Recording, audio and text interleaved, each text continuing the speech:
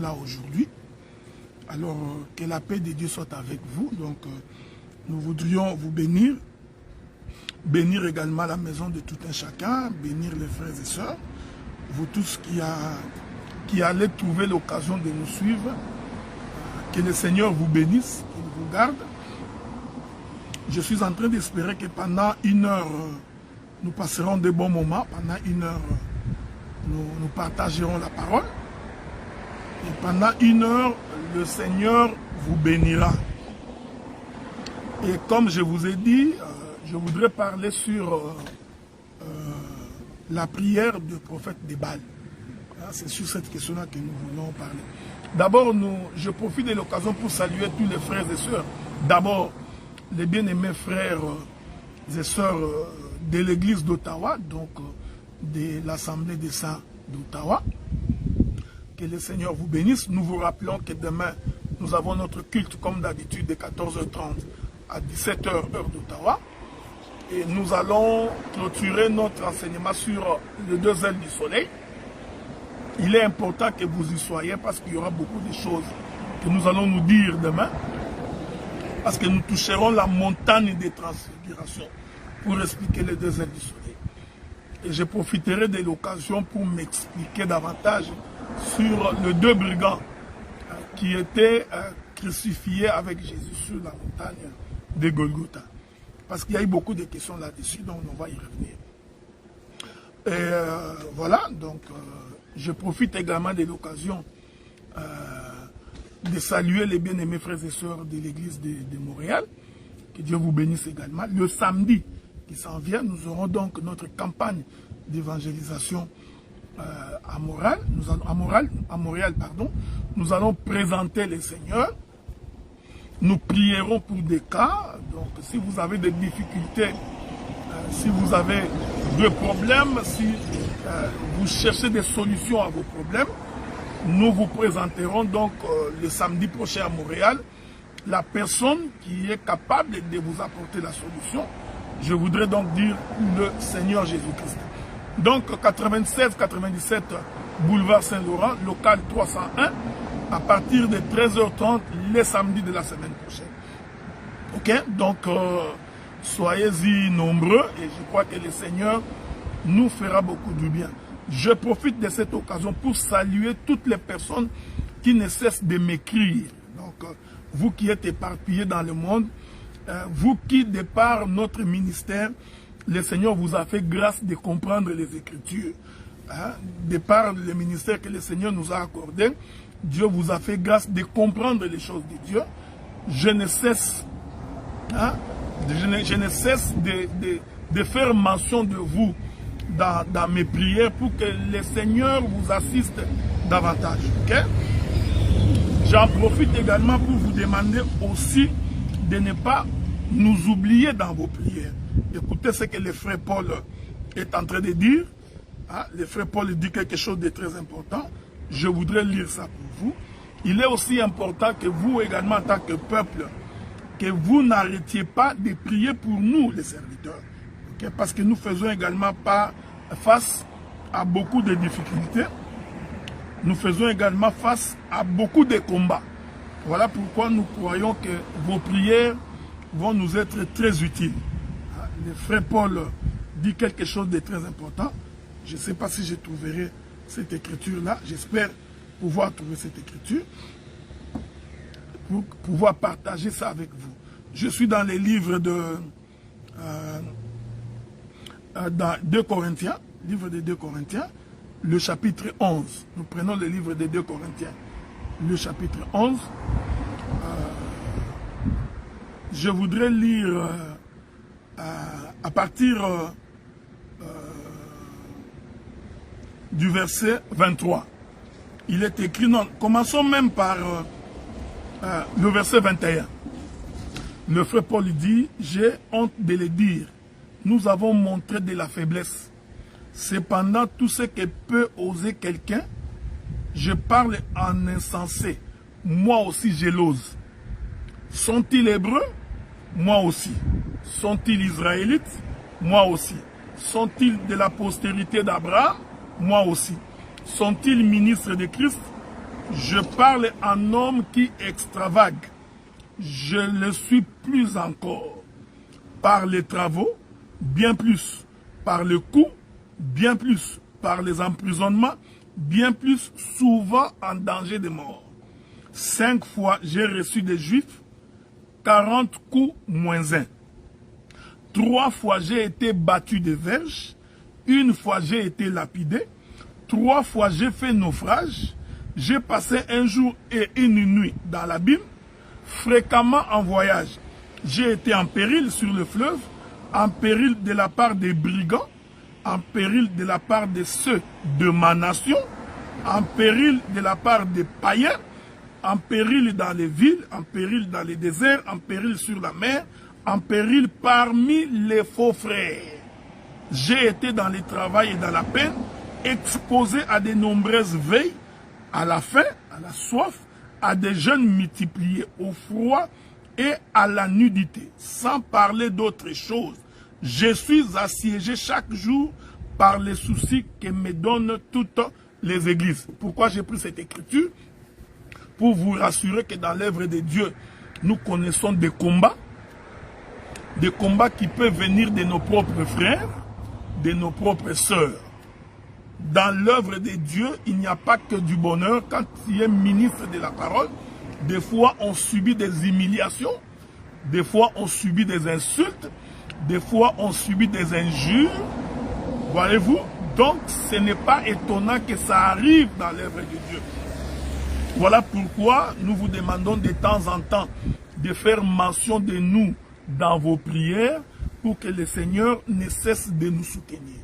La chose sur laquelle nous allons nous atteler, c'est d'abord de faire un effort pour que nous vivions la sainteté de Dieu, que nous vivions loin du péché, que nous vivions loin de la débauche, de toute forme d'impureté. Nous faisons donc un effort avec le Saint-Esprit pour que nous soyons dignes de porter cet évangile, loin de la cupidité, loin du vol, loin de l'escroquerie. Ainsi, malgré tout ça, il est toujours possible que nous ayons des combats. Et ces combats-là peuvent venir de païens, ces combats-là peuvent venir de nos propres frères, comme cela peut venir de nos propres sœurs. Ce n'est pas étonnant. Mais l'essentiel est que nous restions concentrés sur ce qui est important. Et ce qui est important pour nous, frères, c'est que comme des pèlerins sur la terre, il ne faudrait pas oublier que Dieu nous a appelés pour que nous nous préparions à l'enlèvement. Le comportement que nous voyons aujourd'hui, les attitudes qui s'affichent aujourd'hui nous prouvent à suffisance que nous sommes plus proches de l'enlèvement que nous l'étions il y a quelques années. Aujourd'hui, les hommes sont devenus trop cupides, ils sont devenus mauvais, ils sont devenus méchants, ils sont devenus, les gens sont devenus aussi barbares, fanfarons. Donc la méchanceté a atteint un niveau tel que nous sommes rassurés aujourd'hui que la venue du Seigneur est beaucoup plus proche. Voilà pourquoi que ceux qui se sanctifient puissent se sanctifier davantage et ceux qui veulent se souiller, qu'ils se souillent davantage, ce n'est pas un problème. Mais le Seigneur reviendra pour nous chercher. C'est les fondamentaux de l'évangile. C'est la raison d'exister de l'église. C'est-à-dire, n'oubliez pas, mes bien-aimés frères et sœurs, que le Seigneur viendra pour chercher son église. Et l'Éternel est à la recherche d'une église pure, sanctifiée. Des hommes et des femmes qui craignent Dieu, qui ont la crainte de Dieu à cœur, qui font un effort pour vivre la sanctification du Seigneur. Des hommes et des femmes qui ne sont pas à la recherche de la gloire, qui ne sont pas à la recherche de positionnement, qui ne se prêchent pas eux-mêmes et qui ne cherchent pas leur propre gloire. Mais bien au contraire, qui veulent servir Dieu pour une cause noble. Voilà un peu en guise d'introduction. Mais aujourd'hui, j'avais voulu que nous parlions sur la prière des prophètes de Baal. Alors je voudrais vous demander de me suivre avec beaucoup d'attention, parce qu'il est possible que ce soit pour toi ou pour vous la première fois d'entendre ce que tu vas entendre aujourd'hui. C'est possible. Mais il faut toujours croire que le Seigneur est bon et que Dieu ne peut pas abandonner ses enfants. Je voudrais prendre l'écriture. Je voudrais prendre une écriture dans les livres de Souffret. Je suis en train de chercher cette écriture-là. Je prends Je prends le livre de 1 Roi, chapitre 18.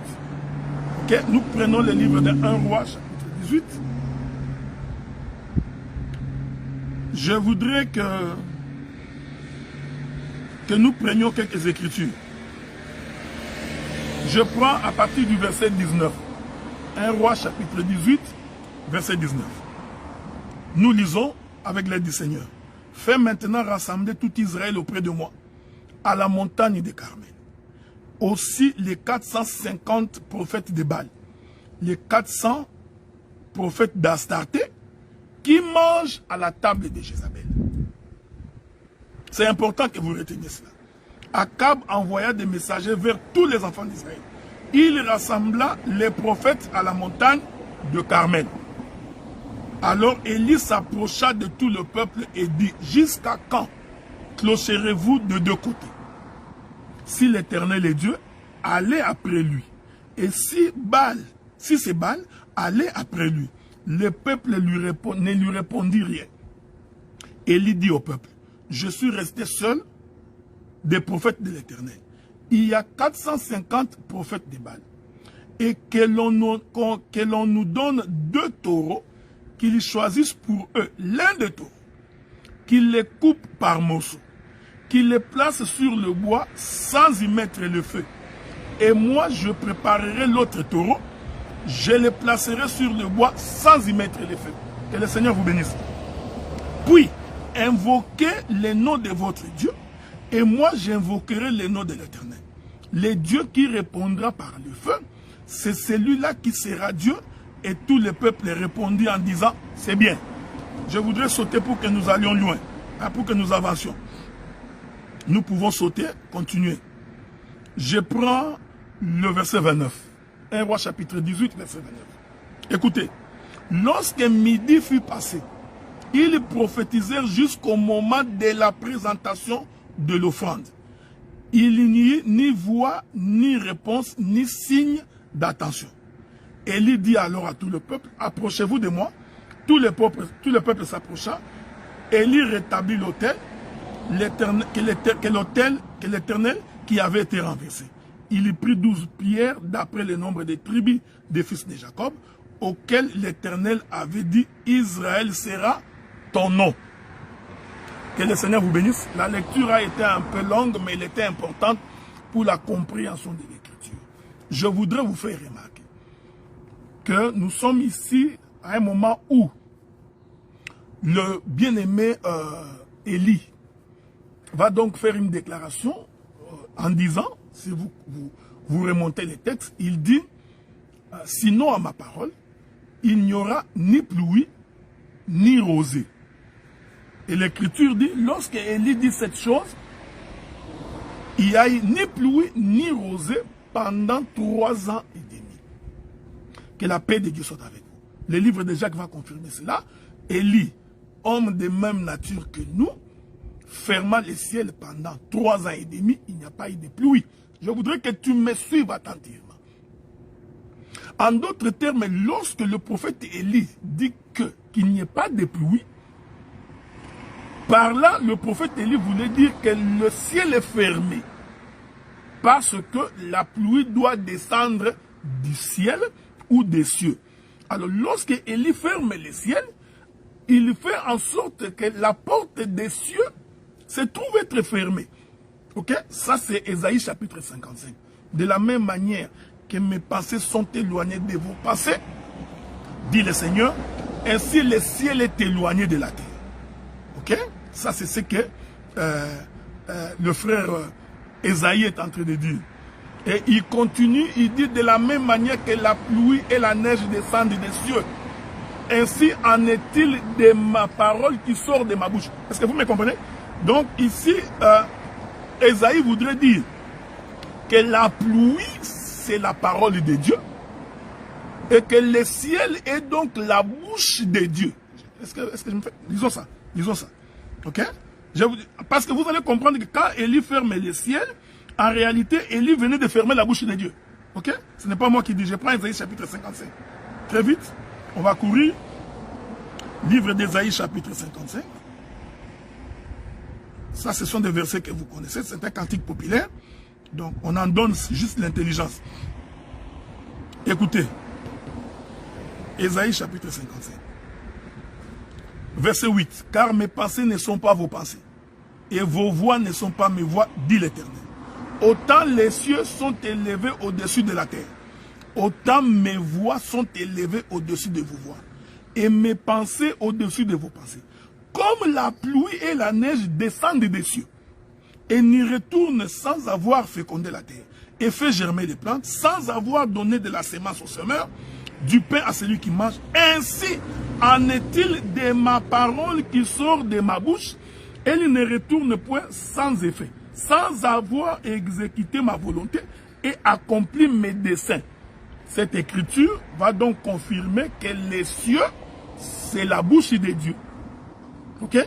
Et que la pluie, c'est la parole de Dieu. Que Dieu vous bénisse. Maintenant, nous comprenons, lorsque Élie dit, sinon à ma parole, il n'y aura ni pluie, ni rosée, en d'autres termes, Élie venait de fermer les cieux, disons ça dans des termes les plus simples, Élie venait de fermer la bouche de Dieu.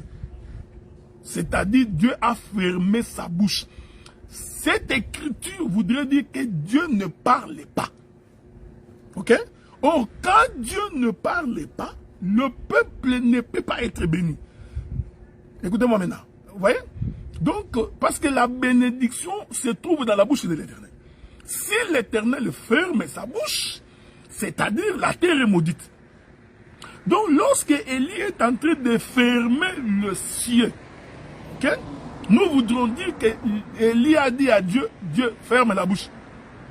Donc, quand Dieu ferme la bouche, c'est-à-dire la terre est maudite. Ok? En d'autres termes, quand Dieu ferme la bouche, la parole n'est pas prononcée. C'est-à-dire la parole n'est pas dite. Or, tout, j'aime ces choses, hein? Au commencement était la parole était avec Dieu, tout a été fait par Dieu, par la parole. C'est-à-dire que c'est la parole qui crée. C'est la parole qui bénit. C'est la parole qui sanctifie. C'est la parole qui donne la vie. Maintenant, lorsque la bouche de Dieu est fermée, c'est-à-dire la terre est maudite. Je voudrais entrer dans les termes les plus simples. C'est-à-dire qu'il faut craindre que Dieu ne parle pas. Parce que quand Dieu ne parle pas, ta vie est finie. Quand Dieu ne parle pas, tu ne connais pas les chemins. C'est comme dans un ménage. Si l'homme, c'est pourquoi j'ai toujours conseillé aux sœurs de ne pas épouser un mioué. Il n'y a pas de pire chose que d'épouser un mioué. Hein? Parce que quand tu épouses un mioué, donc il ne parlera pas. Le mioué ne parle pas. Donc, quand tu épouses un homme qui ne parle pas, eh bien tu ne sauras ni la direction, tu ne sais pas aller ni à gauche ni à droite, parce qu'il ne parle pas. Ok? Hein? Est-ce que vous remarquez ça? Donc, quand Élie dit à Dieu de fermer la bouche, donc quand il dit, sinon à ma parole, il n'y aura ni pluie ni rosée, en fait, Élie vient de rendre l'Éternel un mioué. Ok? Donc, Élie a fait de Dieu un mioué. C'est ça la prophétie de Zacharie. Ok? Vous voulez qu'on dise ça? Regardez. Prenons. On est ensemble, hein? Est-ce qu'on est ensemble? Regardez. Regardez. Je vais lire encore une autre écriture. Nous sommes dans les livres de Zacharie, hein? Espérons que je vais trouver cette écriture-là. Si je ne trouve pas, je vais revenir après. Ce n'est pas grave parce que c'est facile à comprendre. Et Zacharie était dans... Vous connaissez Zacharie, non? Le père de Jean-Baptiste. Ok? C'est l'écriture que je cherche. Ah, j'aime ça. Écoutez. Zacharie, il était en train de servir Dieu dans les temples. Pendant qu'il servait Dieu dans les temples, le Seigneur apparaît à Zacharie. Hein? En tout cas, je voudrais trouver l'écriture telle que c'est écrit. Ok? C'est très important parce que sans l'écriture de foi, les gens ne comprennent pas très bien. Je crois que ça doit être dans les livres de Souffrez avec moi. Je ne voudrais pas vous laisser comme ça, sans écriture. C'est très important. Ok? Ça va vous permettre de pouvoir avancer pour comprendre les choses de Dieu. Souffrez. C'est pas pourquoi est-ce que mon... Ok? Bon, prenons les livres de souffrez. Hein? Mon téléphone est en train de me jouer de sales tours. Bon, on pourra y revenir plus tard. Donc, Zacharie était en train de servir Dieu dans les temples. Pendant que Zacharie est en train de servir Dieu dans les temples, voici ce qui va arriver. Ok, voilà. Je vais trouver ça. Avec l'aide du Seigneur. Ok? Comme vous savez, je n'ai pas l'habitude de bloquer les versets. Hein? Qu'est-ce que ça dit? Ça dit que pendant qu'il était en train de servir Dieu dans les temples, l'Éternel a apparu à Zacharie pour dire que sa femme Élisabeth va tomber enceinte et qu'il aura un enfant. Okay? Et puis Zacharie a douté. Zacharie a douté. Alors, en tout cas, il faut vraiment que je trouve cette écriture-là. Souffrez avec moi. Hein? Donc, généralement, les gens me donnent des écritures ici. Mon bien-aimé Guilhem Binoeta, si tu trouves l'écriture, tu peux me l'envoyer vite fait. Hein? Ça va nous aider à pouvoir avancer, ok? Attendez. Je suis dans la naissance des gens. Pourquoi je ne trouve pas cette écriture? Voilà. Non, je ne l'ai pas ici. Mais on va quand même revenir. Si on trouve Luc chapitre 1er, verset 57, ma bien-aimée c'est Wanimbi tu vois, même quand tu viens de te marier, tu as toujours l'inspiration, quoi, ok? Que Dieu te bénisse. D'abord, félicitations pour ton mariage. Nous sommes dans Luc chapitre 1er, verset 57. Luc chapitre 1er, verset 57. Voilà. Que Dieu vous bénisse. Je n'ai pas la force de bloquer les versets, mais j'ai encore... voilà. Un peu plus haut. Voilà. On peut me remonter plus haut si vous voulez. Hein? Ça va être plus facile. Bon, je suis dans...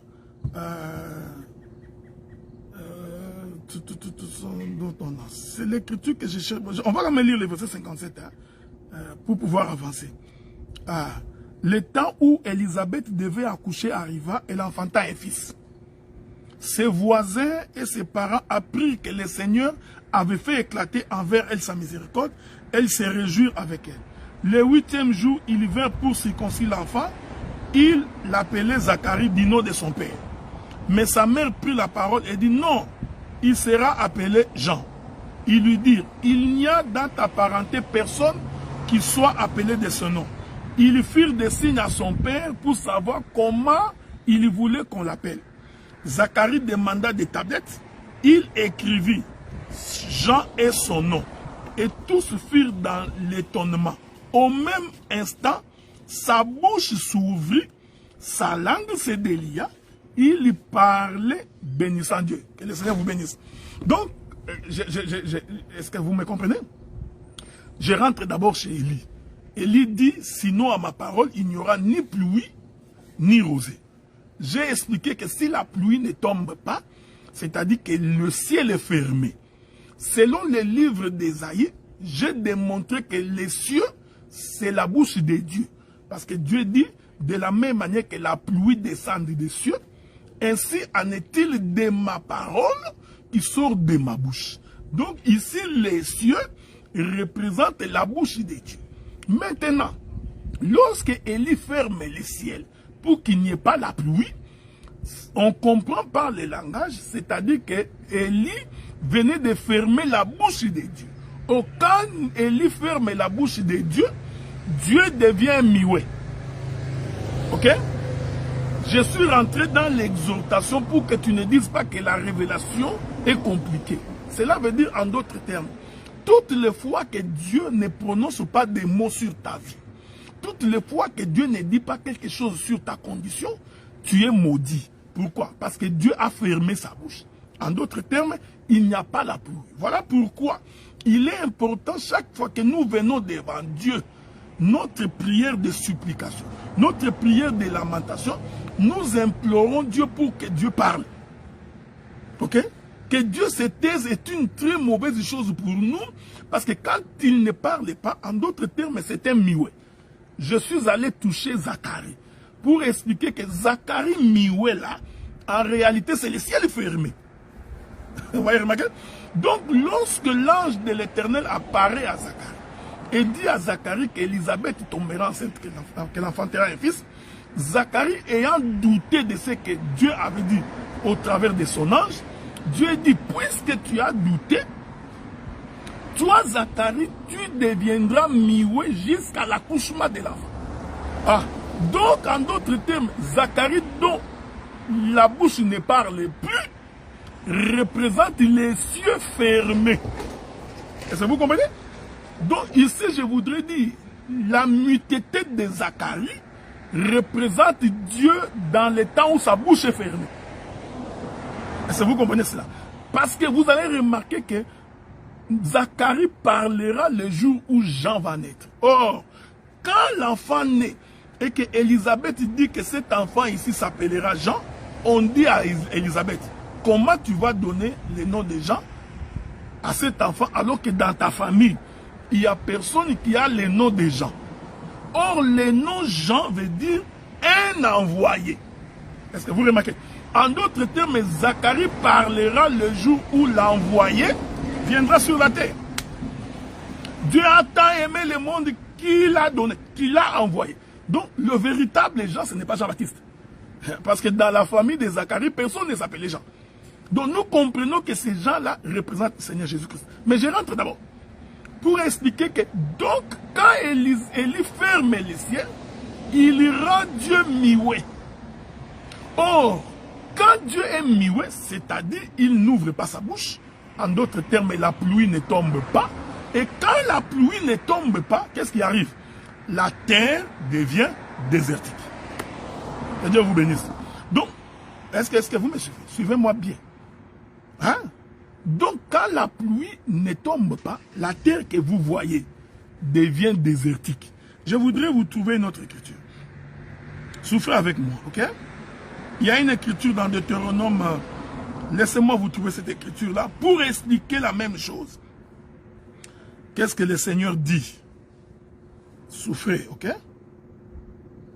Deutéronome ou Exode. Mais je crois que le Seigneur m'aidera pour que je trouve cette écriture-là. Voilà. Prenons d'abord Deutéronome chapitre 28. Deutéronome chapitre 28. Je voudrais lire une écriture là-bas. Je vais commencer par le verset 22. Écoutez. L'Éternel te frappera des consomptions, des fièvres, d'inflammations, des douleurs brûlantes, des dessèchements, des jaunisses, des gangrènes, qui te poursuivront jusqu'à ce que tu périsses. Le verset 23. Le ciel sur ta tête sera des reins, et la terre sous toi sera des fers. Est-ce que vous me suivez? Je reprends ça. Le ciel sur ta tête sera des reins, et la terre sous toi sera de fer. Je voudrais ajouter une autre écriture, si le Seigneur le permet. Toujours pour expliquer la même chose. Je suis dans les livres de... Toujours dans Deutéronome, ok? Prenons notre écriture. Je prends toujours Deutéronome, hein? Je prends le verset 8, le chapitre 8. Verset 9. Pays où tu mangeras du pain avec abondance, où tu ne manqueras de rien. Pays dont les pierres sont du fer et des montagnes duquel tu tailleras les reins. Je vais vous ajouter une autre écriture. Donc, quand le ciel est fermé, ok? Quand le ciel est fermé, c'est-à-dire la pluie ne peut pas tomber. Or, quand la pluie ne tombe pas, quelle est la condition? La terre devient donc désertique. C'est ça l'écriture de Genèse chapitre 1er, je crois, où il est écrit « Aucun arbuste des champs n'est germé encore ». Pourquoi? Parce que l'Éternel n'avait pas fait pleuvoir. Donc si la pluie ne tombe pas, la semence ne peut pas être manifestée. C'est-à-dire, la terre devient stérile. Est-ce que vous me suivez? Donc, lorsque Élie ferme les ciels, il rend Dieu mioué. Cette mitété de Dieu fait en sorte que la terre devient stérile. C'est-à-dire, ne peut pas produire une bonne œuvre. Essayons de le dire autrement. Si la pluie ne tombe pas, il n'y a pas de bénédiction. Avez-vous remarqué? Donc c'est la pluie qui donne la bénédiction. Parce que lorsque la pluie tombe, il y a la vie, il y a la photosynthèse, il y a l'agriculture, on peut élever. C'est-à-dire que la pluie conditionne la vie de la terre. Que Dieu vous bénisse. Or, la pluie, nous expliquons que c'est la parole. C'est-à-dire que celui qui n'a pas la parole ne peut pas produire la vie de Dieu, ne peut pas manifester la vie. Personne ne peut manifester la prospérité, l'abondance, l'avancement s'il n'y a pas la pluie. Or, la pluie dont je présente ici, ce n'est pas la pluie physique. Ok? Parce que la nature ne fait que nous enseigner. La véritable pluie qui donne la vie, c'est la parole. Mais ici, Élie va dire que le ciel soit fermé. C'est-à-dire que Dieu ferme sa bouche. Or, quand Dieu ferme la bouche, c'est-à-dire la vie n'est pas communiquée. Que Dieu vous bénisse. Ok? Donc, le 3 ans et demi, pendant lequel la pluie n'est pas tombée, va représenter le temps où Dieu n'a pas parlé. C'est-à-dire, Dieu n'a pas ouvert sa bouche. Que Dieu vous bénisse. Ici, je voudrais dire qu'en réalité, la bouche de Dieu fermée, ou les cieux fermés, représente la dispensation d'Israël. Parce qu'au temps d'Israël, Dieu n'a pas parlé. Hein? Je voudrais dire ça autrement. Au temps d'Israël, la pluie n'est jamais tombée. Que Dieu vous bénisse. Ce n'est pas moi qui dis, c'est le livre d'Exode. La Bible dit qu'un jour, les enfants d'Israël vont dire à Moïse, écoutez Moïse, nous sommes fatigués de t'écouter. Nous voudrions que Dieu descende de lui-même et qu'il vienne nous parler. Les enfants disent, Moïse va voir Dieu. Il dit, Dieu, ce peuple ici ne voudrait plus m'écouter. Le peuple voudrait que tu descendes toi-même. Que Dieu vous bénisse. En d'autres termes, le peuple voudrait que Dieu, que le ciel s'ouvre et que tu descendes. Hein? Souvenez-vous que Élie a fermé le ciel. C'est-à-dire, Élie a fermé la bouche, la porte du ciel, pour que Dieu ne descende pas. Alors, Dieu dit à Moïse, va dire à ces peuples-là de laver leurs vêtements.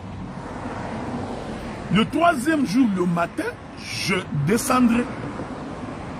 Maintenant, nous arrivons le 3e jour, au matin. Regardez de quelle manière Dieu annonce sa descente. La Bible est claire, frère. La Bible dit qu'il y a eu des tonnerres, des éclairs et des tremblements de terre. Ok? C'est ce que la Bible dit.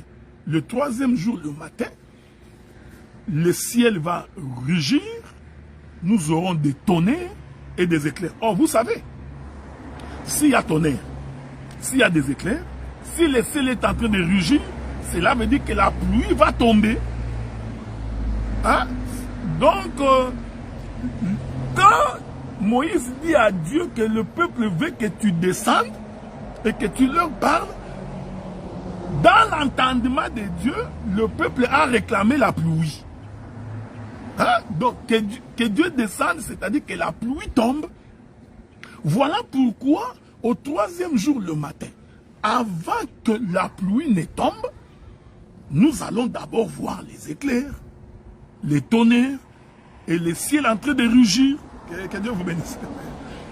Que la paix de Dieu soit avec vous. Oh, la nature elle-même nous enseigne. Ça, c'est le livre des Romains. Hein? La nature elle-même ne vous enseigne-t-elle pas? Donc, la nature est un enseignant. Or, la nature nous enseigne que lorsque le ciel rugit, lorsqu'il y a les éclairs et les tonnerres, c'est-à-dire que la pluie va tomber. Ok? Donc, ce sont les signes qui annoncent la venue de la pluie. Que Dieu vous bénisse.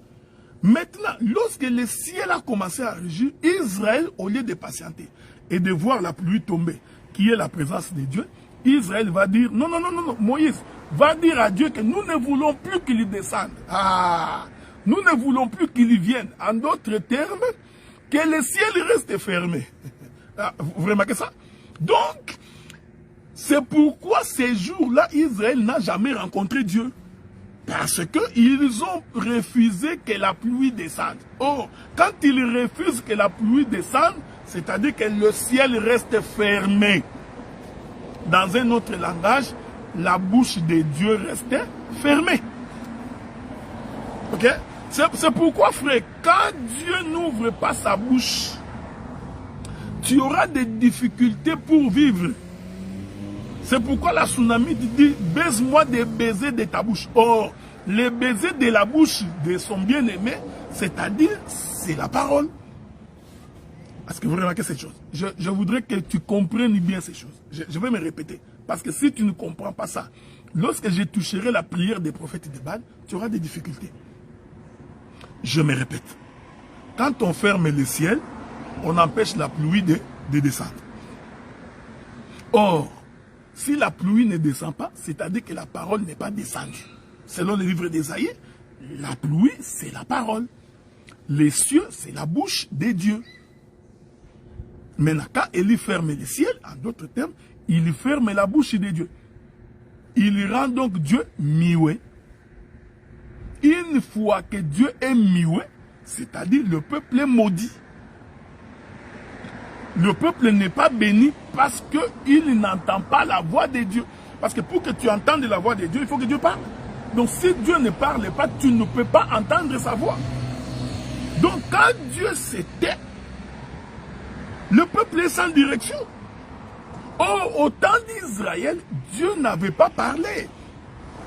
Est-ce que vous comprenez? Vous avez le livre de Jérémie pour expliquer ça. Dès le matin, écoute, dès le matin, je vous ai envoyé les prophètes, mais vous aviez refusé. Vous passiez votre temps à tuer les prophètes. Israël, Israël, Israël. Vous qui tuez les prophètes qui vous sont envoyés.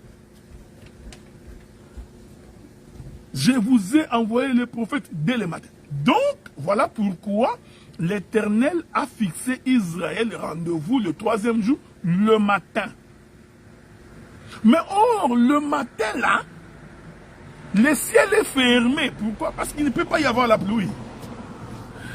Je voudrais dire une chose de très importante ici, de très capitale. Pour qu'il y ait la pluie, il faut premièrement que le soleil apparaisse. Si le soleil n'apparaît pas, il n'y a pas de pluie. Est-ce que vous savez ça, non? Ça, c'est une chose que vous devez connaître. S'il n'y a pas le soleil, il n'y a pas de pluie. Parce que c'est le soleil qui crée ce qu'on appelle en chimie la photosynthèse. Ok? Mais cette photosynthèse-là est précédée par ce qu'on appelle l'évaporation. Mais pour qu'il y ait évaporation, il faut que le soleil ait frappé les eaux d'en bas. Je vais prendre un exemple concret. Quand vous prenez une marmite, vous mettez de l'eau, vous mettez sur un réchaud. Pour qu'il y ait évaporation, il faut qu'il y ait de la chaleur. C'est cette chaleur-là qui chauffe l'eau, qui permet à ce que l'eau puisse produire ce qu'on appelle l'évaporation. Cela veut dire que s'il n'y a pas le soleil, il ne peut pas non plus avoir l'évaporation. Or, c'est l'évaporation qui vient créer la pluie. Voyez-vous? C'est ce que Dieu avait dit à Job. Écoute, je vais lire ça. Permettez que je puisse lire ça. Hein? Écoutez ce que Dieu dit à Job. Je suis dans le livre de Job, je crois chapitre 38. Écoutez ce que le Seigneur dit. Hein? Job.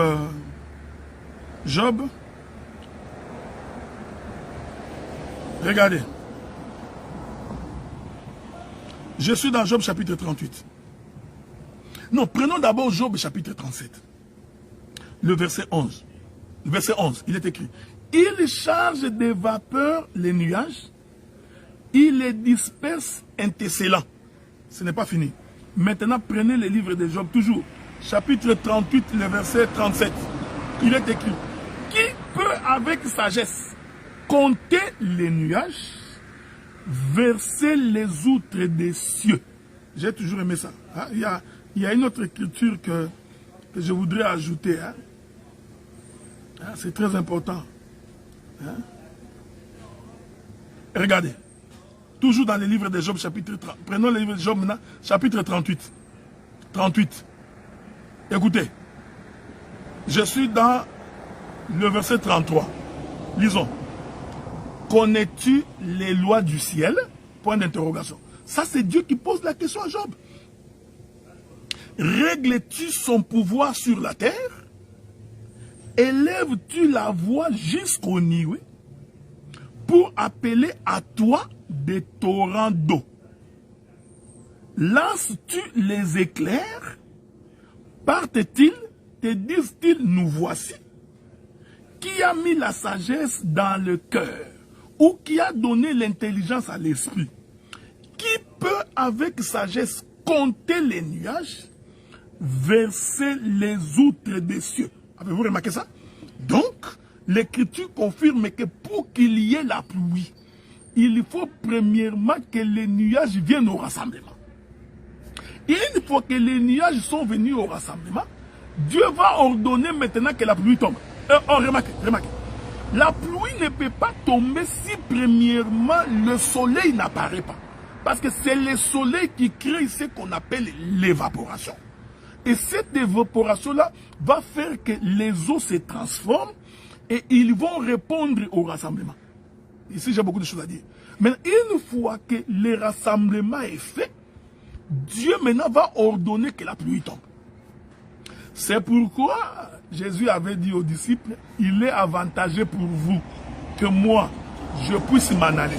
Parce que si je ne vais pas, le Saint-Esprit ne peut pas venir. Jésus disait, il est important que moi, l'eau, que je puisse m'évaporer. Est-ce que vous remarquez? Or, pour qu'il y ait évaporation, il faut d'abord que le soleil frappe les eaux. Et nous disons que ce soleil-là qui frappe les eaux, c'est ça les souffrances de Christ. La Sunamite dit, je suis belle, mais je suis noire, mais je suis belle. Ne prenez pas garde à mon teint noir, c'est le soleil qui m'a brûlé. Or, quand le soleil brûle, l'eau doit se transformer en vapeur. Voyez-vous? Et une fois que l'eau se transforme en vapeur, l'eau va brandir la loi de la pesanteur. Parce que la loi de la pesanteur attire les corps vers le centre de la terre, pour que les corps ne montent pas. Voilà pourquoi, pour qu'un corps puisse monter, il doit être transformé. Il doit donc, qu'est-ce que je voudrais dire? Le corps doit se débarrasser de tout ce qui est terrestre. Vous voyez pourquoi, hein? Quand quelqu'un est tout le temps tiré vers les choses de la terre, c'est parce que dans sa chair, il est rempli de choses terrestres. Il n'aime que la vie du monde. Il est impudique. C'est un voleur, un escroc. Pourquoi? Parce que c'est ce qui remplit sa chair. Et si la terre ne fait que tirer. Voilà pourquoi l'Écriture nous dit, affectionnez-vous aux choses d'en haut. C'est-à-dire, faites en sorte que l'homme spirituel soit plus grand que l'homme charnel. Cela va te permettre de participer à l'enlèvement. Est-ce que vous comprenez ça? Maintenant, nous comprenons que quand l'eau monte, elle doit d'abord subir les coups de la chaleur. Et ces coups de la chaleur-là, c'est ce que nous appelons le soleil qui frappe les eaux. C'est-à-dire, c'est la parole qui transforme quelqu'un. Une fois que c'est fait, la pluie, maintenant Jésus peut monter. Quand il monte là, je suis dans le livre de Matthieu, le jour de l'ascension de Jésus, Jésus n'était pas monté comme l'eau. Il monte comme une vapeur. Ok? Pourquoi? Parce qu'en montant comme une vapeur, il va retomber comme étant la pluie. Cette pluie-là s'appelle le Saint-Esprit. Voilà pourquoi quand le Seigneur est monté, 10 jours après son ascension, que la paix de Dieu soit avec vous, le Saint-Esprit descendra. Donc, maintenant, pour que la pluie ne tombe pas, c'est-à-dire le soleil ne peut pas apparaître. Je l'ai dit en d'autres termes. J'aime ça. C'est-à-dire que le ciel est fermé. Pourquoi? Pour que la terre ne soit pas bénie. C'est pourquoi nous avons la confession qu'Israël n'a jamais été béni. Parce qu'au temps d'Israël, Dieu n'avait pas parlé. La loi de Dieu, le commandement de Dieu, c'était comme une parabole. C'était comme énigme. C'était énigmatique, voulais-je dire. Donc Israël n'a pas compris, il n'a pas saisi Dieu. Pourquoi? Parce que Élie avait fermé le ciel. Maintenant, est-ce que vous me comprenez? Donc, nous expliquons, le ciel fermé, c'est Dieu qui se tait, et Dieu qui se tait va représenter le temps d'Israël, parce qu'au temps d'Israël, Dieu n'a pas parlé. Ok? C'est pourquoi, je crois qu'on ne va pas finir aujourd'hui, il y a beaucoup de choses à dire. C'est pourquoi vous allez remarquer, après 3 ans et demi, c'est-à-dire pendant les 3 ans et demi, c'est le temps du ministère de Jésus. Hein? Jésus a commencé le ministère à 30 ans. À 33 ans et demi, Jésus a arrêté le ministère. Nous voulons dire, tout le temps où Jésus marchait sur la terre, en réalité, le ciel était fermé. Ok? Voilà, le ciel n'était pas encore ouvert, le ciel était fermé. Pourquoi? Parce que Élie avait dit, le ciel sera fermé pendant 3 ans et demi. Or, nous constatons que quand Jésus commence le ministère, il commence à 30 ans. À 33 ans et demi, Jésus meurt. Donc, de 30 à 33 ans et demi, ça fait 3 ans et demi, qui correspond aux années où Élie a fermé le ciel. Voilà pourquoi nous disons que même quand Jésus marchait sur la terre, en réalité, le ciel n'était pas toujours ouvert. Le ciel était toujours fermé. C'est-à-dire que Dieu était muet. Le ministère de Jésus sur la terre, c'est la muteté de Dieu. C'est-à-dire c'est Zacharie qui est muet. Que Dieu vous bénisse. Est-ce que vous remarquez ça? C'est pourquoi les Juifs ne comprenaient pas Jésus. Est-ce que tu es fils de Dieu ou tu ne l'es pas? Mais finalement, qu'est-ce que toi tu es? Hein, on ne comprend plus rien. Non, non, cet homme ici, il a dit qu'il va détruire ce temple, il le construira en 3 jours. Alors que ça a pris 48 ans pour qu'on le... Tu vois? Donc en réalité, l'Israël ne comprenait pas. Pourquoi? Parce que dans le vrai sens du mot, le ciel était fermé, frère. Voilà pourquoi même quand tu prêches Matthieu, Marc, Luc, Jean, faites attention. Jusque-là, le ciel est fermé. Donc tous les miracles de Jésus, là, le ciel était fermé. Est-ce que vous... Maintenant, l'Écriture dit, après 3 ans et demi, Élie apparaît. Il apparaît, il croise Jézabel. Il dit à Jézabel, tu vas donc, il dit à Akab, tu vas donc appeler les prophètes qui sont tout autour de toi. Parce que la Bible dit que ces prophètes-là, plus de 450, mangeaient à la table de Jézabel. C'est ici que je vous avais toujours dit, il faut faire attention avec ce qu'on appelle la pastorale. Un groupe de pasteurs qui se réunissent, qui sont aux côtés du pouvoir. Il faut faire très attention avec ces gens-là. Parce qu'ils ne sont là que pour manger. C'est ce que l'Écriture dit. Ces prophètes-là, à côté d'Akab, ils n'étaient pas là parce qu'ils aimaient Akab. Non! Ils n'étaient pas là pour demander à Akab de changer. Non, ils étaient là pour manger. C'est pourquoi tu vois, dès qu'il y a un paquet d'argent, les pasteurs jump dessus. Hein? Ils vont aller chercher, chacun prend 25 000, 30 000, 40 000. Bon, c'est un esprit qui n'a pas commencé aujourd'hui. Ne vous en faites pas. Mais Élie, lui, ne mangeait pas à la table de Jézabel. Il dit à Akab, nous allons nous retrouver à la montagne. C'est ici que je voudrais attirer votre attention.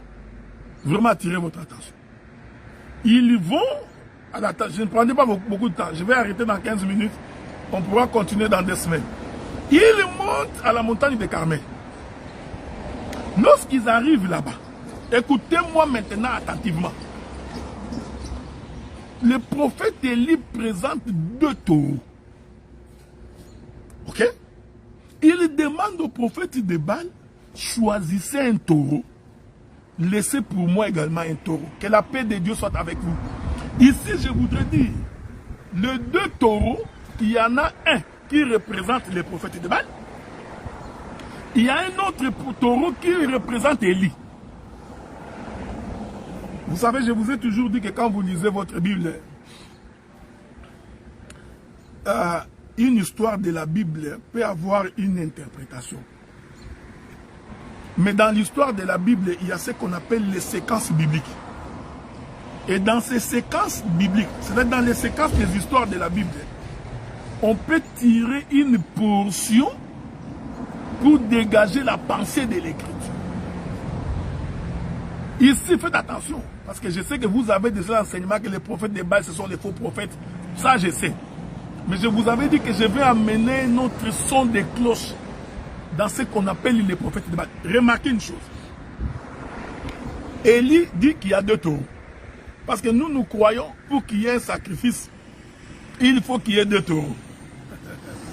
Maintenant, il dit au prophète de Baal, vous allez construire l'autel. Donc ici, nous comprenons que les prophètes de Baal avaient la connaissance que l'on doit construire l'autel pour sacrifier. Ce qui était une loi que Dieu avait donnée aux enfants d'Israël. Lorsque vous voulez sacrifier, vous devez avoir un autel. Ok? Et ici, nous sommes en Israël. Nous ne sommes pas chez les étrangers. Nous sommes en Israël. Le prophète de Baal vont faire l'autel. Une fois qu'ils ont fait l'autel, ils prennent l'animal, ils le mettent sur l'autel. Alors, ils commencent la prière. Que Dieu vous bénisse. Faites attention. L'écriture que nous avons lue avec vous démontre que, en réalité, les prophètes de Baal ont commencé à invoquer depuis le matin. Ce n'est pas moi qui dis, hein. Lisons. Lisons une écriture. C'est très important. Je vais rentrer dans 1 Roi chapitre 18. Hein. Rentrons dans 1 Roi chapitre 18. Là où nous étions avec vous. 1 Roi, c'était ça, 1 Roi chapitre 18 ou 2 Rois chapitre 18. Je voudrais quand même rentrer par là. Pour que les choses soient aussi claires pour plusieurs d'entre nous. Ok? Lisons ça. C'est ce qu'il nous dit. Bon, attendez. Voilà. Écoutez ce que l'Écriture dit. 1 Roi, chapitre 18, verset 26. Nous lisons. Ils prirent le taureau qu'on leur donna. C'est très important. Le taureau ici, ce n'est pas un taureau que les prophètes de Baal ont amené. Il faut bien lire l'Écriture. Ok? Ce sont les 2 taureaux présentés par les prophètes Élie. Les prophètes de Dieu. Ils prirent les taureaux qu'on leur donna.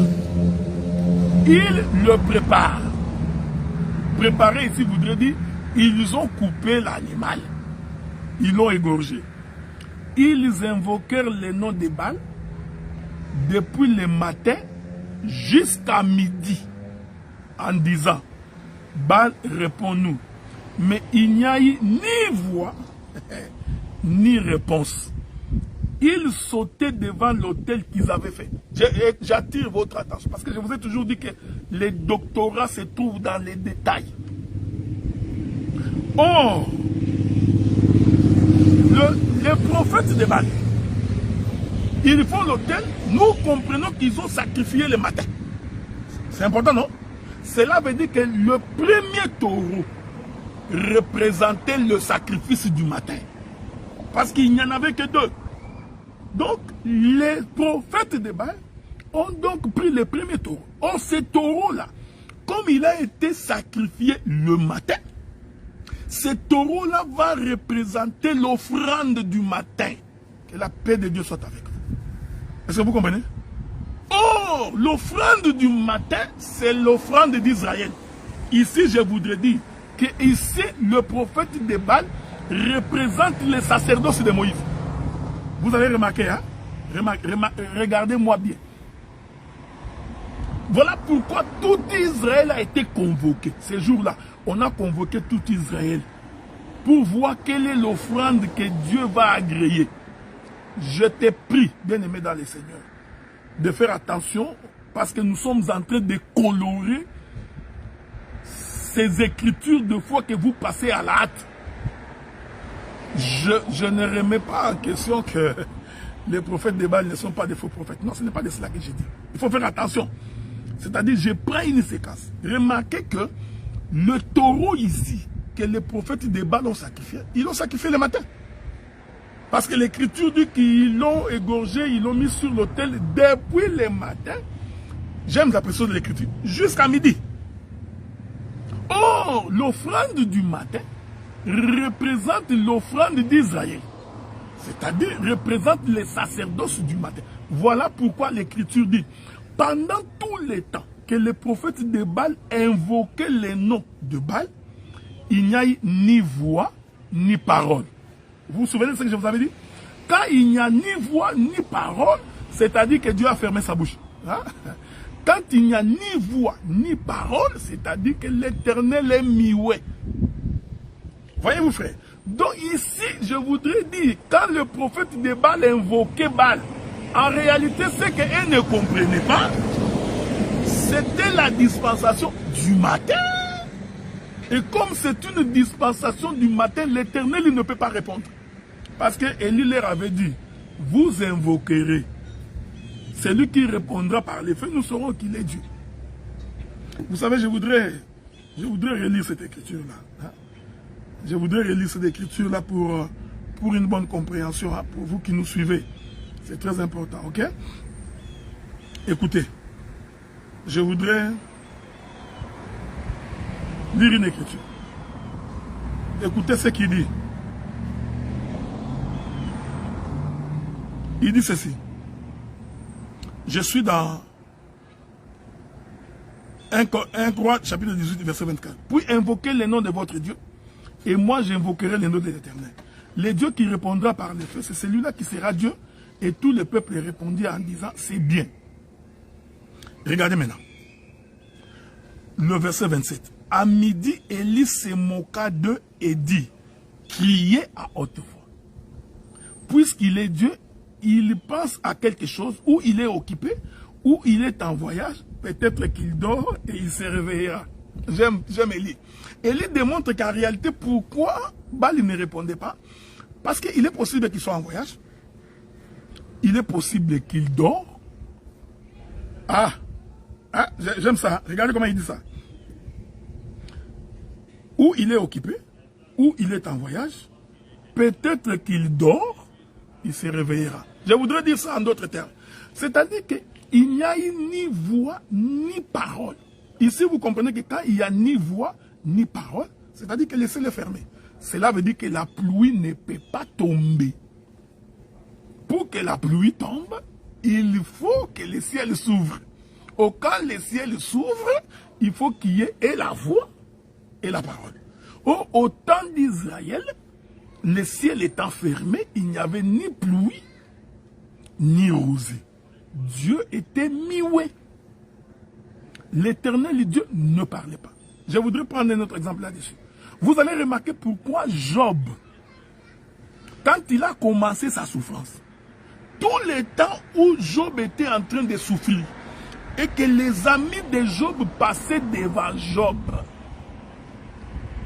tout ce temps-là, c'est une dispensation du matin, parce que Dieu ne répondait pas. Pourquoi Dieu ne répondait pas? Parce que Dieu était caché dans la nuée. C'est-à-dire l'Éternel Dieu était mioué. Jusqu'à ce qu'au chapitre 38, la Bible dit que l'Éternel sortit de la nuée pour parler à Job. Quand l'Éternel sort de la nuée, c'est la pluie. Mais restons d'abord ici dans le texte que nous sommes en train de lire.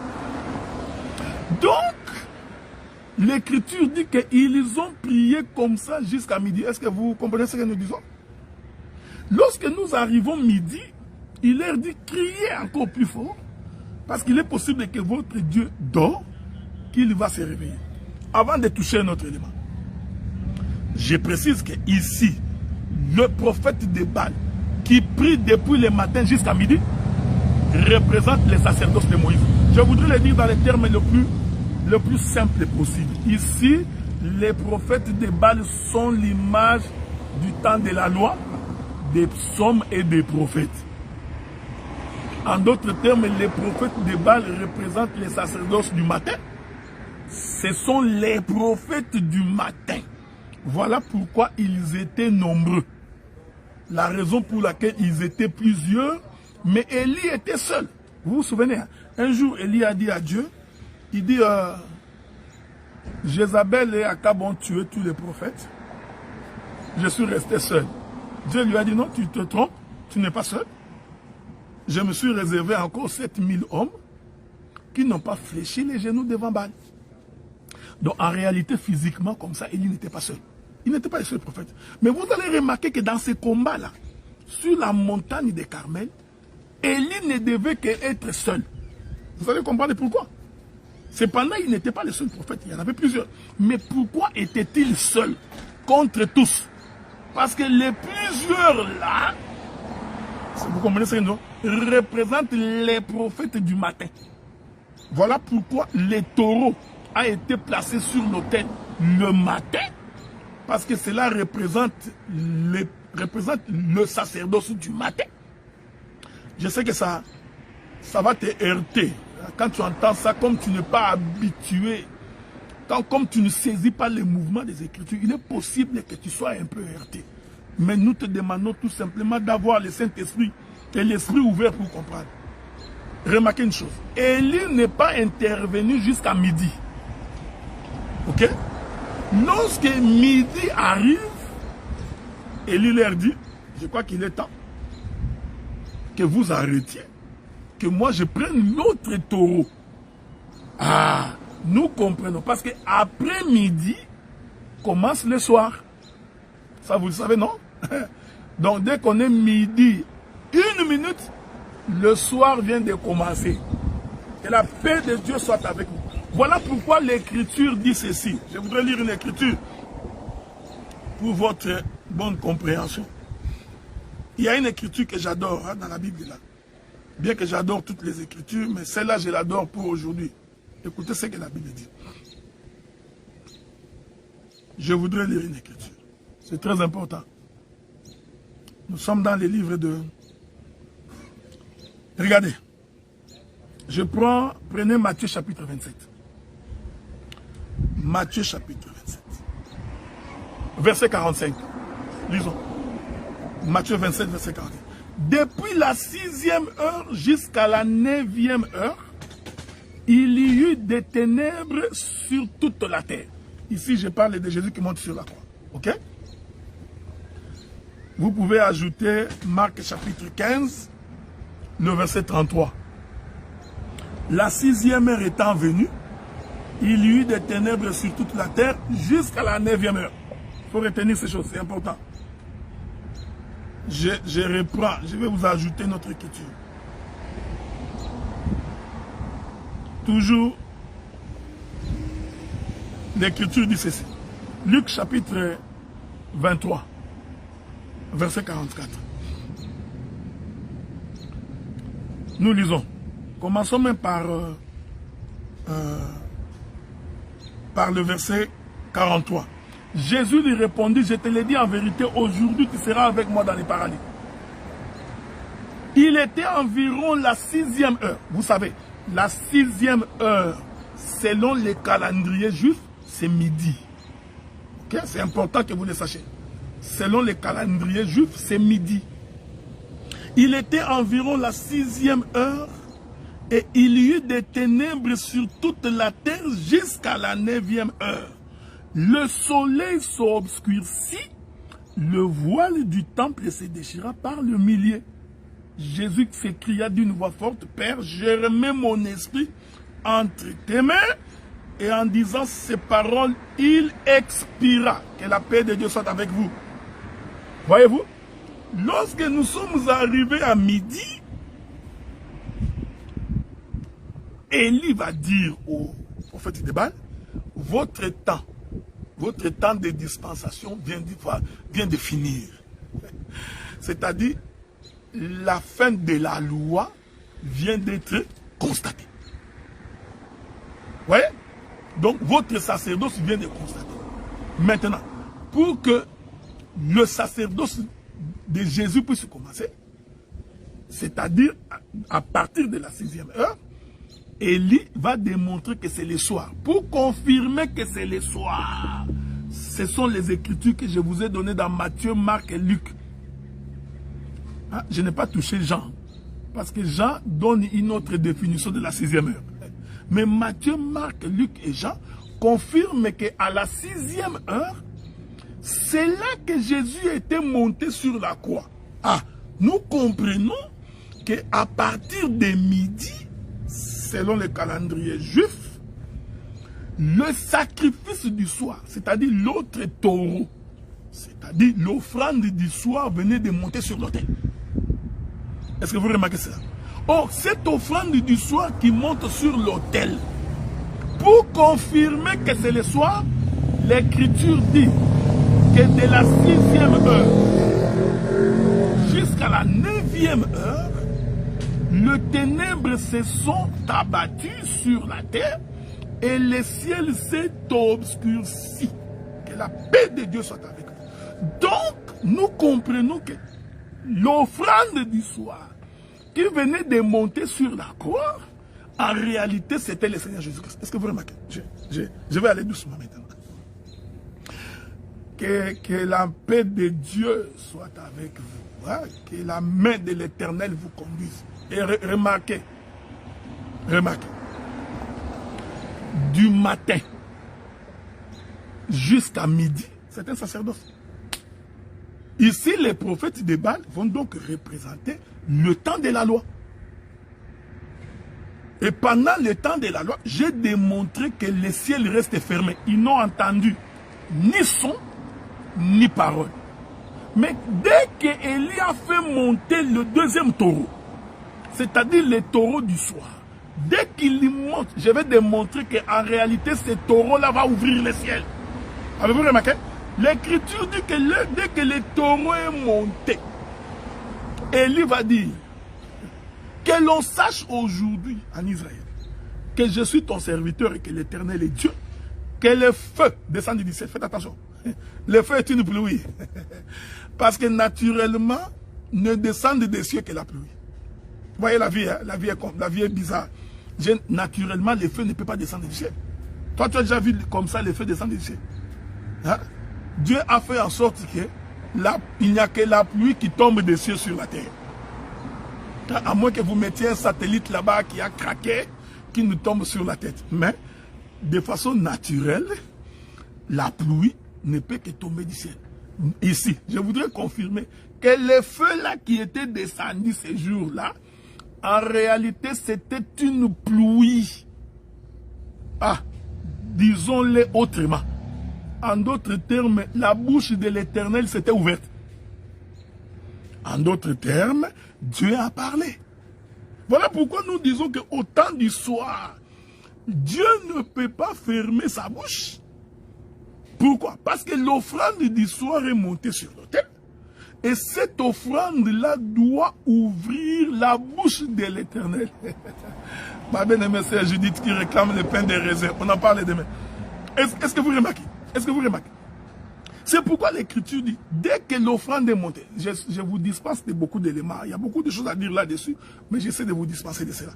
Lorsque le deuxième taureau, parce que le deuxième taureau va représenter l'offrande du soir, et nous disons que ce taureau-là, c'est les sacerdoces d'aujourd'hui. Je voudrais dire ça en d'autres termes. C'est le temps des apôtres. Okay? C'est ça le soir. Dès que ce taureau monte, j'ai compris maintenant que tout le temps où les prophètes de Baal priaient, la pluie n'était pas tombée. Pourquoi? Parce que la bouche de l'Éternel était fermée. C'est-à-dire les cieux étaient fermés. Or, les cieux restent fermés au temps d'Israël. C'est pourquoi, lorsque Dieu prit Israël de l'Égypte, il les conduisit dans le désert. Or, qu'est-ce qui caractérise un désert? C'est l'absence de la pluie.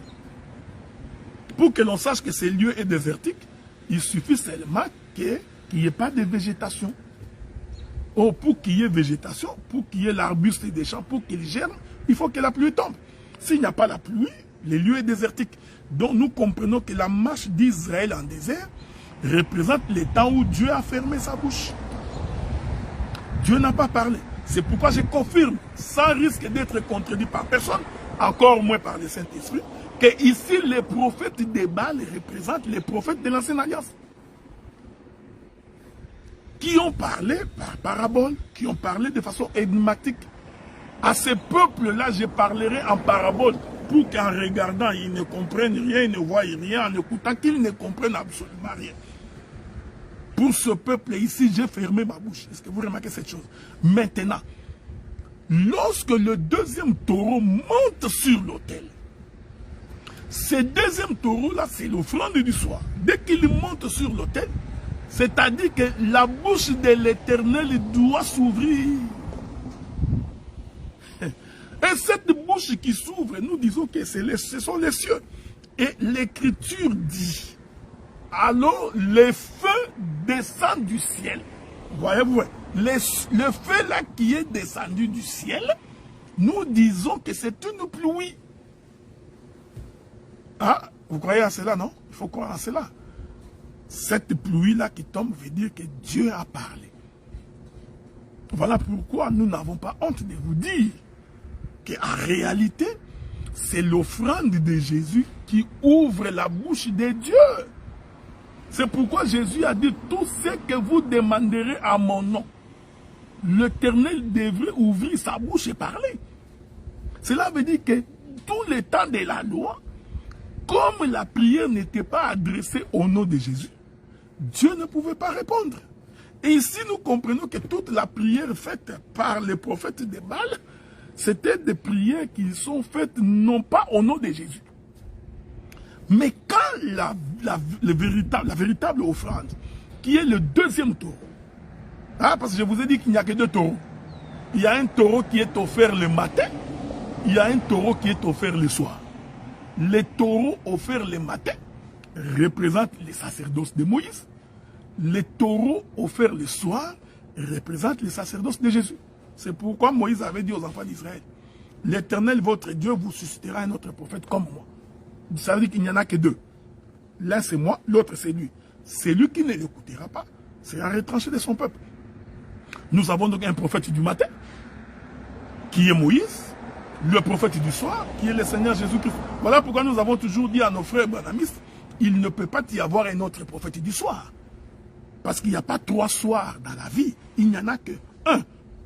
Un soir et un matin. Souvenez-vous quand le Seigneur créait, il dit, il y a eu un soir, il y a eu un matin. C'est fut le premier jour. C'est-à-dire, il y a eu un taureau, le taureau du matin, qui représente un sacerdoce. Il y a eu un autre taureau, c'est le taureau du soir, qui représente le Seigneur Jésus-Christ. Dieu a répété ça dans Caïn et Abel. Lorsque Caïn et Abel vont offrir à l'Éternel, vous allez remarquer que l'Éternel n'a pas agréé l'offrande de Caïn. Pourquoi il n'a pas agréé l'offrande de Caïn? Tout simplement parce que l'offrande de Caïn représentait les sacerdoces du matin. L'offrande de Caïn représentait le sacrifice ou la prière des prophètes de Baal. Et comme Dieu ne peut pas répondre le matin, voilà pourquoi il s'est tué. Mais l'offrande d'Abel représente les sacerdoces du soir. Voilà pourquoi cette offrande-là a été agréée. C'est pourquoi l'Écriture dit le sang de Jésus crie plus que le sang d'Abel. Donc il confirme que Abel en réalité c'était l'image de Jésus. Est-ce que vous comprenez cette chose? Je vais conclure dans 5 minutes. Pour aujourd'hui. Remarquez maintenant. Lorsque... Il est merveilleux, hein? La Bible elle est bonne. Remarquez, remarquez. Frère, je vous ai toujours dit que la parole de Dieu, quand vous êtes connecté au Saint-Esprit, vous sentez que Dieu est avec vous. Et vous vivez les choses de Dieu simplement, humblement. On n'a pas besoin d'être mystérieux ou mystique. Non. Sois humble, simple. Confie-toi à l'Éternel, l'Éternel te dira. Je vais conclure. Regardez. C'est lui qui a un jour, on posa la question à Jésus.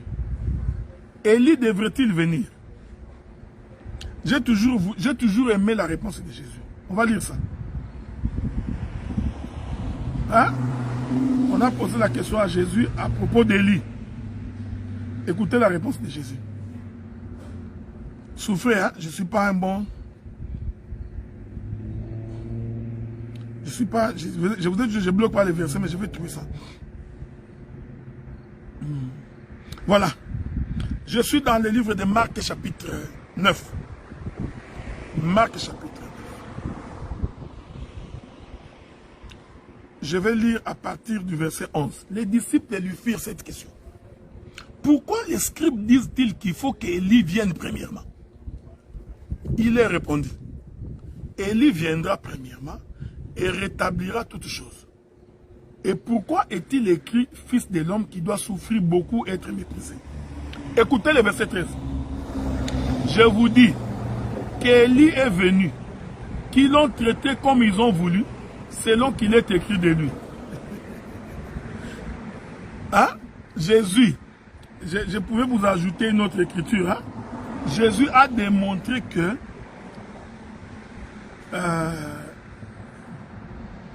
il leur a démontré qu'en fait, Jean-Baptiste que vous avez tué là, c'était lui Élie. Prenons ça dans le livre de Matthieu. Matthieu l'explique clairement. Prenez le livre de Matthieu. Matthieu chapitre 17, verset 12. Écoutez. Mais je vous dis qu'Élie est déjà venu et qu'ils ne l'ont pas reconnu. Ok? Ça c'est Jésus qui parle. Hein? Qu'ils ont traité comme ils ont voulu. De même, le Fils de l'homme souffrira de leur part. Les disciples comprirent alors qu'il leur parlait de Jean-Baptiste. Bon. Donc, ici, l'Écriture confirme que Jean-Baptiste, c'était Élie. Est-ce que vous me suivez? Je rentre chez Élie. Élie dit, sinon à ma parole, il n'y aura ni pluie ni rosée pendant 3 ans et demi. C'est-à-dire que pendant 3 ans et demi, le véritable Élie a fermé les cieux. Pourquoi Jésus est en train de dire que Jean-Baptiste, c'était lui Élie? C'est parce que lorsque Jean-Baptiste commence son ministère, écoutez-moi bien, Jean-Baptiste commence par dire, je suis la voix de celui qui crie dans les déserts. Je vous avais dit non? Si le ciel est fermé, que devient la terre? Elle devient déserte. Donc, ce qui caractérise une terre désertique, c'est l'absence de la pluie. Donc, quand Jean-Baptiste dit, je suis la voix de celui qui crie dans les déserts, Jean-Baptiste voulait dire, je viens de fermer le ciel. Est-ce que vous comprenez? Non, tu n'as pas compris. Je vais répéter ça calmement. Je répète, tout doucement. C'est ici que beaucoup de nos frères du message n'ont jamais compris Jean-Baptiste. Ils n'ont jamais compris Élie. C'est Jésus qui répond. Il dit, Élie est venu, ils ne l'ont pas reconnu, ils l'ont traité comme ils voulaient, de la même manière qu'ils me traiteront. L'Écriture dit que les disciples ont compris que Jésus parlait de Jean-Baptiste. Donc Jean-Baptiste est Élie. Maintenant, je démontre comment Jean-Baptiste est Élie. Le Élie là que nous avions lu dans 1 Roi chapitre 18, il dit, sinon à ma parole, il n'y aura ni pluie ni rosée. C'est-à-dire, Élie de 1 Roi 18, il est caractérisé par le fait que c'est un fermeur du ciel. Lui, il ferme la bouche de Dieu. Il s'arrange pour fermer la bouche de Dieu. Maintenant, quand Jean-Baptiste vient, je vous invite pourquoi est-ce que vous savez que Jésus et Jean-Baptiste, ils ont une différence de 6 mois. Parce que la Bible dit que lorsque Élisabeth est arrivée enceinte à son 6e mois, l'ange va apparaître à Marie pour dire à Marie, toi aussi tu tomberas enceinte. Donc, Jean-Baptiste et Jésus ont une différence de 6 mois, qui est l'âge de l'homme. Hein? L'homme a été créé le 6e jour. Mais je vais vous éviter ça. Est-ce que vous comprenez? Maintenant, remarquez. Quand Jean-Baptiste vient, Jean-Baptiste n'est pas fou. Nous ne savons pas d'où il est sorti. En tout cas, nous venons tout d'un coup, nous constatons que Jean-Baptiste vient au Jourdain pour baptiser. Or, le Jourdain, c'est un lac. Lac, rivière ou fleuve, je ne sais pas pourquoi. Fleuve du Jourdain, je ne sais pas. Mais il était dans l'eau. Jean-Baptiste était dans l'eau. Les pieds de Jean-Baptiste étaient dans l'eau. C'est-à-dire la contrée où se trouvait Jean-Baptiste. Physiquement, il y avait de l'eau. Mais lui, Jean-Baptiste, quand il parle, il dit, je suis la voix de celui qui crie dans les déserts. Donc Jean-Baptiste leur dit, en réalité, je ne suis pas dans l'eau. Je suis dans les déserts. Parce que vous savez, s'il y avait un climatologue là-bas ou un géographe, il allait dire que Jean-Baptiste, c'est sûr qu'à force de manger des sauterelles et de prendre du miel, habillé en peau de chameau, c'est sûr que sa tête est un peu dérangée. Il est en pleine eau. Hein, et vous savez que toute la culture juive, c'est tout autour des eaux, des courants d'eau. Mais lui, ce Jean-Baptiste là, il dit, je suis la voix de celui qui crie dans les déserts. Or, je vous ai fait comprendre, lorsqu'on parle du désert, on parle de l'absence de la pluie. Donc, Jean-Baptiste, lorsqu'il dit que je suis la voix de celui qui crie dans les déserts, Jean-Baptiste voulait dire, le ciel est fermé. En d'autres termes, sinon à ma parole, il n'y aura ni pluie ni rosée. Donc Jean-Baptiste venait de fermer les ciels. Voilà pourquoi, dès que Jésus est entré dans l'eau qu'il est sorti, il a fait son ministère pendant 3 ans et demi. Aucun juif n'avait cru. Pourquoi? Parce que la pluie ne tombait pas. Donc, vous voyez, donc Jean-Baptiste, il leur avait dit, en fait, vous n'allez pas comprendre. Dieu ne parlerait pas. Je vais dire ça en d'autres termes. Jean-Baptiste a rendu Dieu mioué.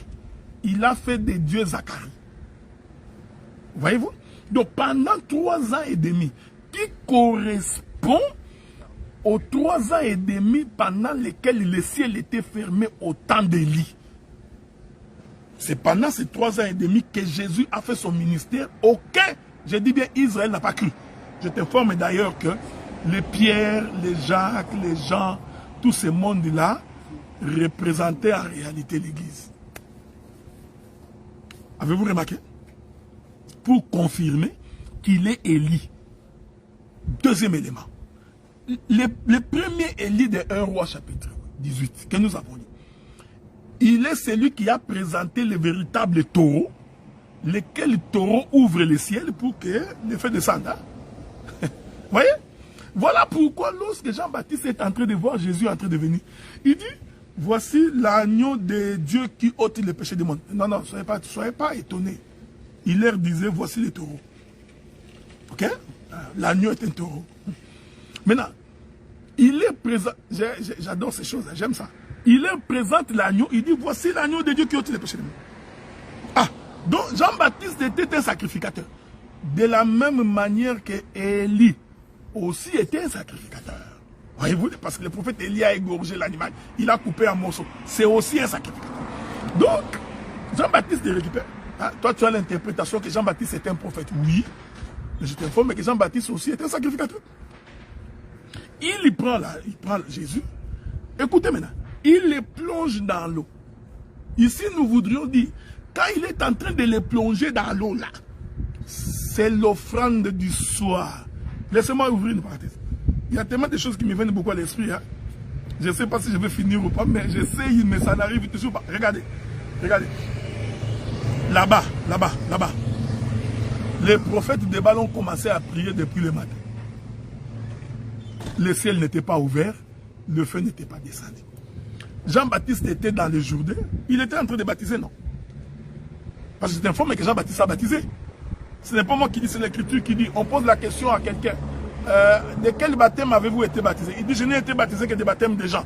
Donc, je comprends que Jean avait baptisé. Ok? Est-ce que vous me suivez?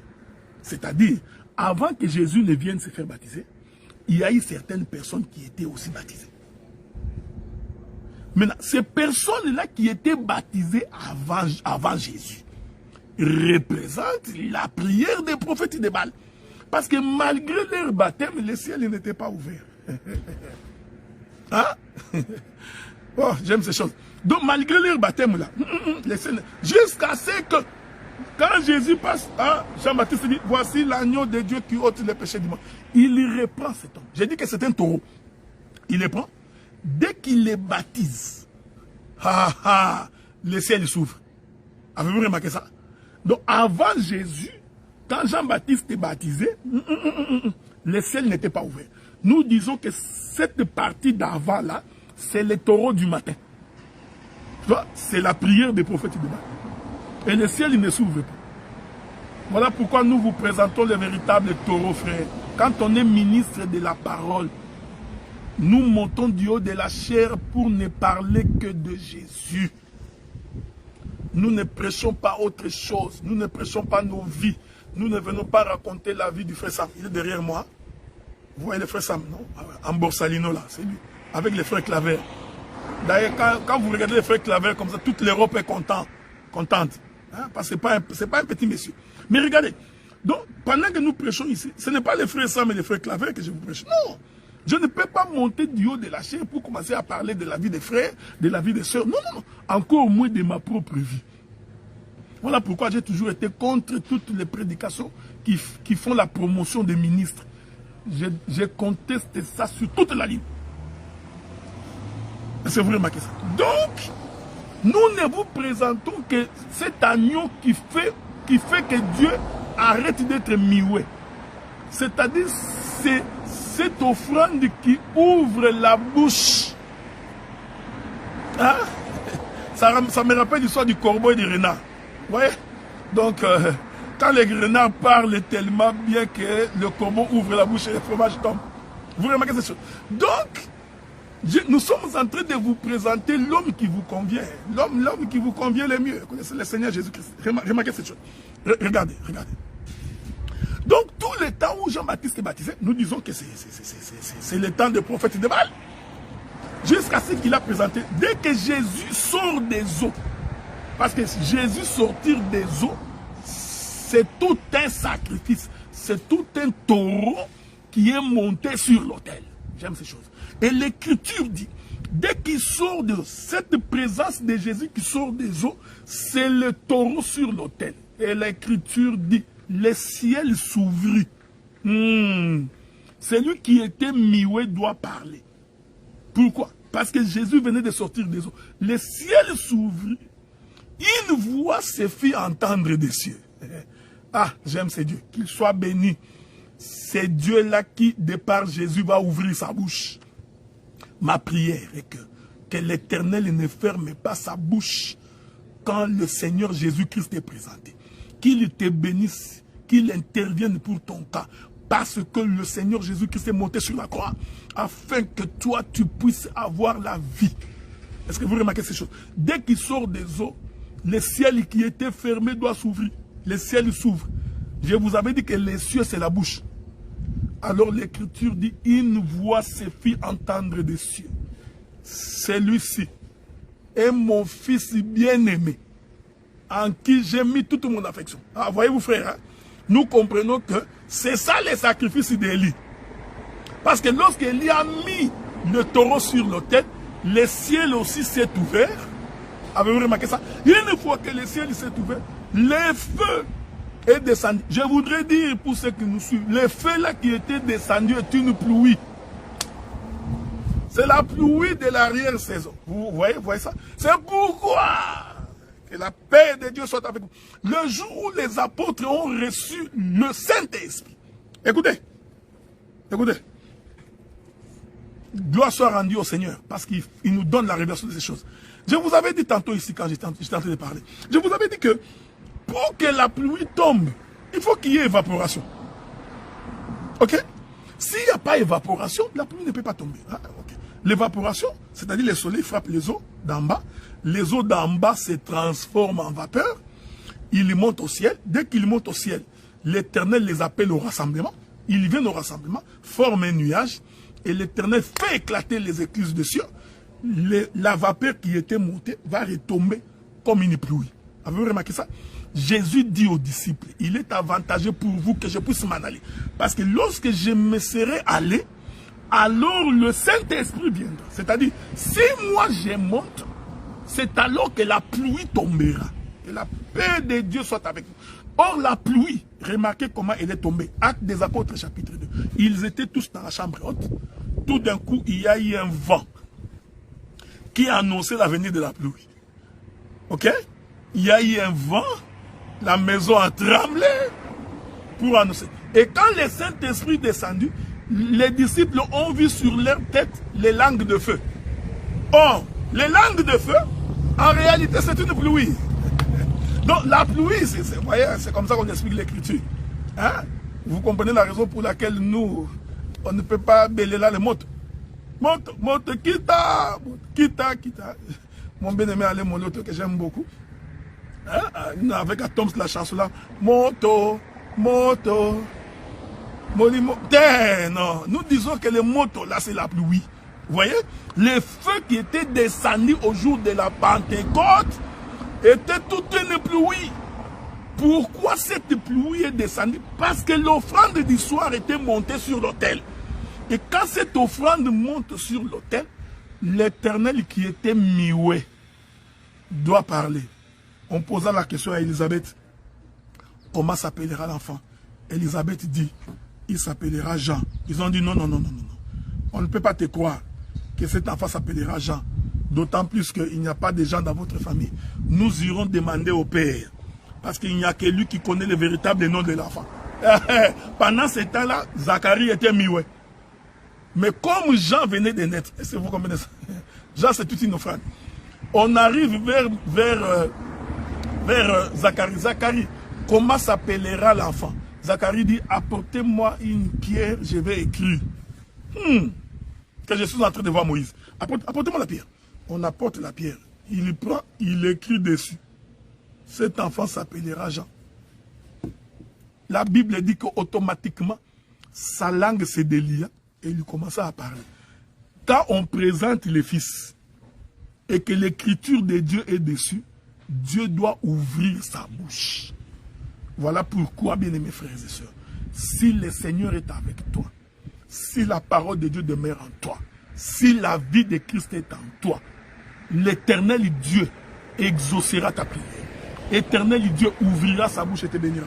Voilà, bien-aimés frères et sœurs, j'ai pris 1h45, ce qui était beaucoup. Nous avons donc fini pour aujourd'hui.